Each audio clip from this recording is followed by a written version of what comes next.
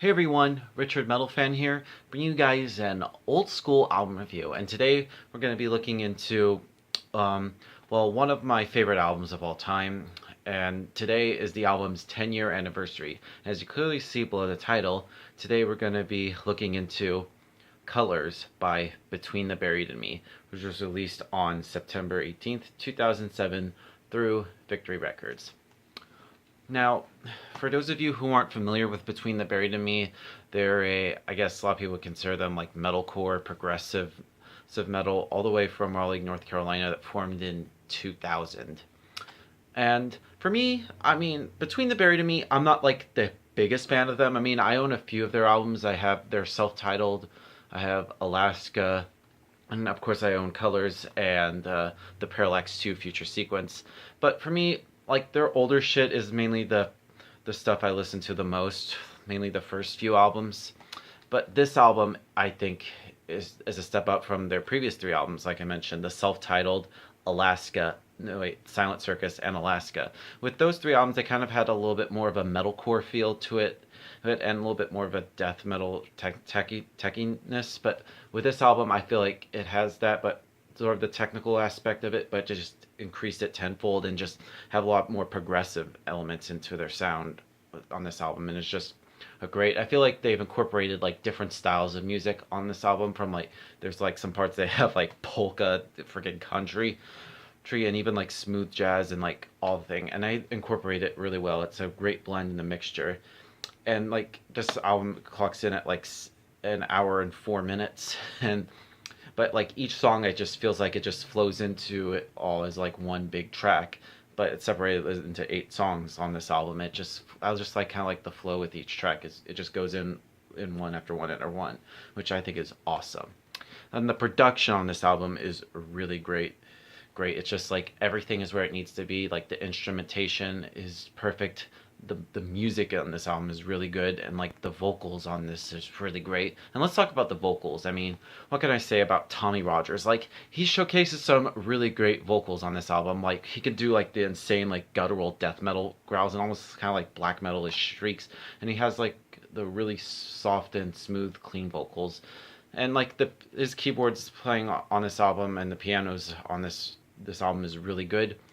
Guitar wise, Paul Wagoner and Dusty Waring come up with some really great riffs. Like the riffs that Dusty comes up with is really good, and just like the shred-tastic technical guitar solos that Paul does is really good. The bass playing, what can I say about Dan Briggs? Like his bass playing is really audible on this compared to like other Between the Buried and Me albums. You could definitely hear the bass a lot more in the mix. And the drumming. What can I say about Blake Richardson? One of the most tightest drummers I've seen. Like, the guy can play the drums really great, and he does a really great job on this album. Without further ado, let's dive into this album track by track. Now, the album opens up with Foamborn A, backtrack, which, when you first hear this, and if you're a long time fan of Between the Buried and Me from the start, it starts off with just simple piano and some really calm, clean vocals, and it sounds like you're kind of listening to a different band. You're like, whoa, what is this? But then after a little bit, it just goes into some like cymbal crashes and some really great guitar playing, and then it just after a while, it goes into like some insane like almost 90s melodic death metal with a little bit of a hint of like Emperor Black kind of like esque black metal. Well, and then it goes right into B, Decade of Statues, which has a very crushing death metal like intro, and then it just goes into like a epicness with the keyboards, and it just all the route, and then it has like a little smooth jazz part. Just like all the songs on this album is pretty good and really interesting. It stands out. Informal Gluttony, which opens and closes with some very Middle Eastern inspired like segments, kind of similar to Nile a little bit. You could definitely hear the Nile influence on this track in particular. Son of Nothing, a gargantuan song. One of the longest songs on here. It's 11 minutes long, which almost has like a little bit of Beatles-esque melody to it, and just the music is really where it peaks at it here. The music itself is all throughout this album is really good, but I feel like the music on Son of Nothing is pretty good. And Sub of the Sky, which a masterpiece of an of a song. It's 13 minutes long, and this is where things is kind of like pretty interesting, from like the Queen style guitar solos to like the chugging like straight hard rock riffs to like thrashing like parts and like smooth jazz. It like incorporates all these styles of music. It's just a spot on. Um, Prequel to the sequel. I mean, 8.5 minutes songs, and there's a lot of twists in like an 8.5 minute song. And there's like one section where it has like kind of like a circus carnival like part, and it's just really just like what? But overall, a good song. And then we sort of like take a little like break with the instrumental interlude Viridian, and it has like some pianos and some very calm guitars in there, and a really good bass solo on this and this song in particular. I think it's sort of like a calm like way. Then we go into the epic grand finale, which is Whitewalls, which is the longest song on here. It's a little over 14 minutes long, and I feel like this solidifies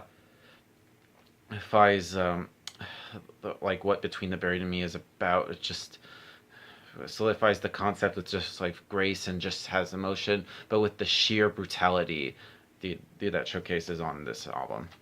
Now, overall, Colors by Between the Buried and Me is basically Between the Buried and Me in at their prime, their opus. And this album, wow. I mean, if I were to give this album a score, I'd give this definitely a solid 10 out of 10. This is a really great album.